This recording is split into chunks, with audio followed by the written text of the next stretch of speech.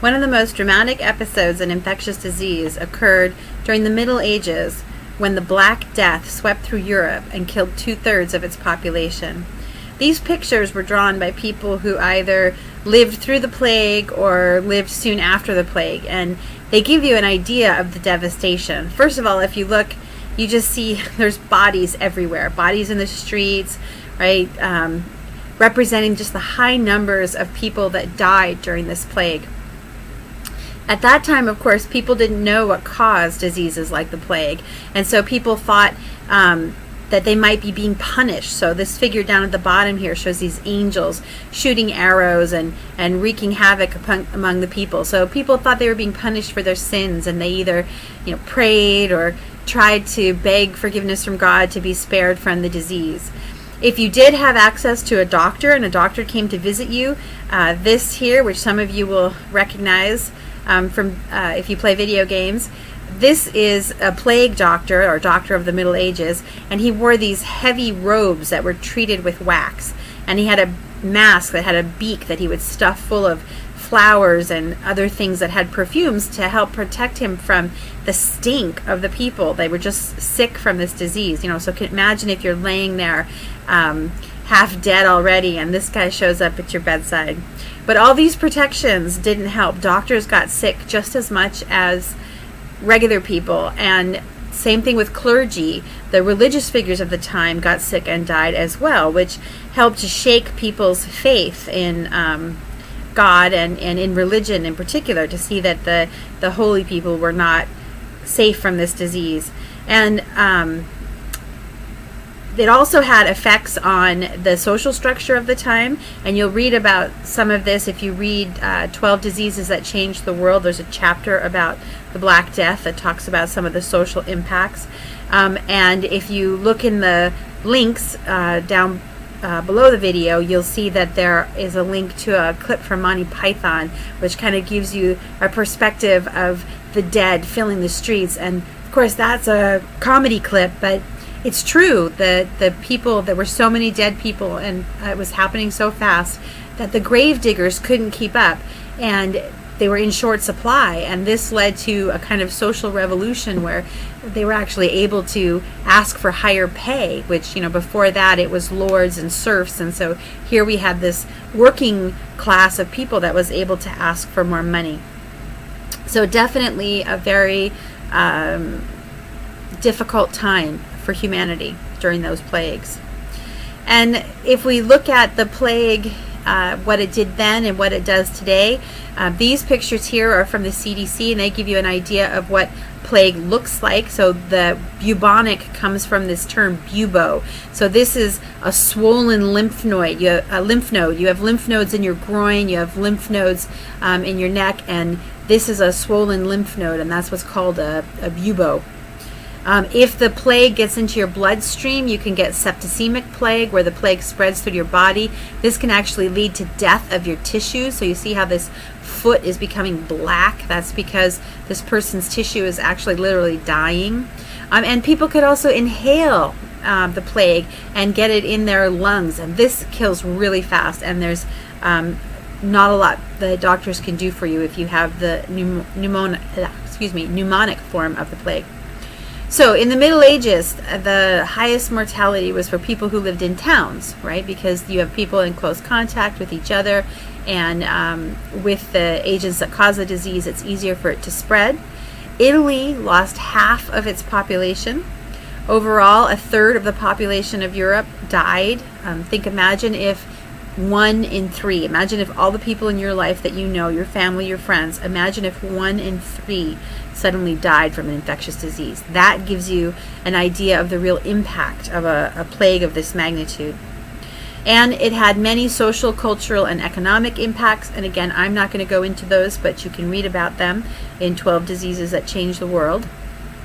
And today, plague's still around. It still happens. People get infections. Of course, if you're diagnosed with the plague early enough and you don't have the pneumonic form, the doctors can give you antibiotics and treat the plague.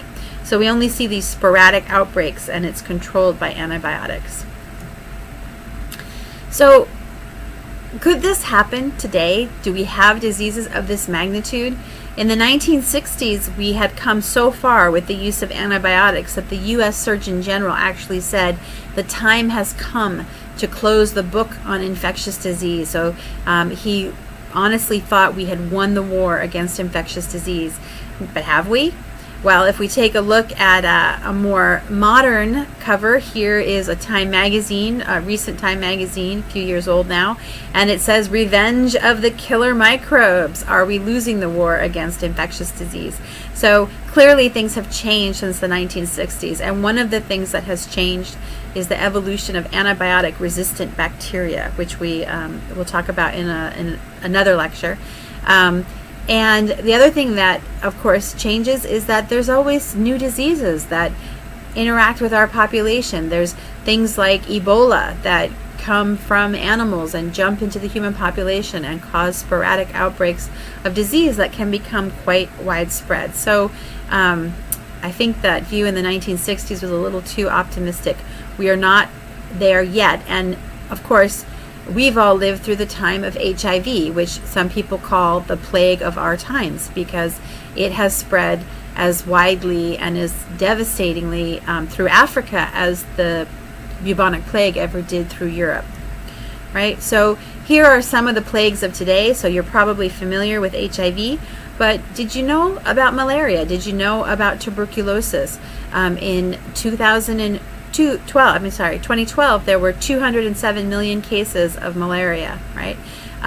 Every minute a child dies from malaria. And this actually is an improvement.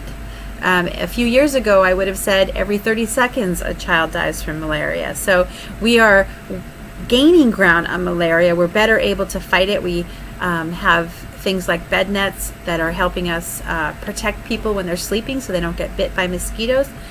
But still, malaria is a very high impact disease. Tuberculosis, you might think of that as a disease of the past, something you only ever heard about, but tuberculosis is making a comeback, helped in part by the spread of HIV, because HIV lowers your immune system and allows tuberculosis to gain a foothold.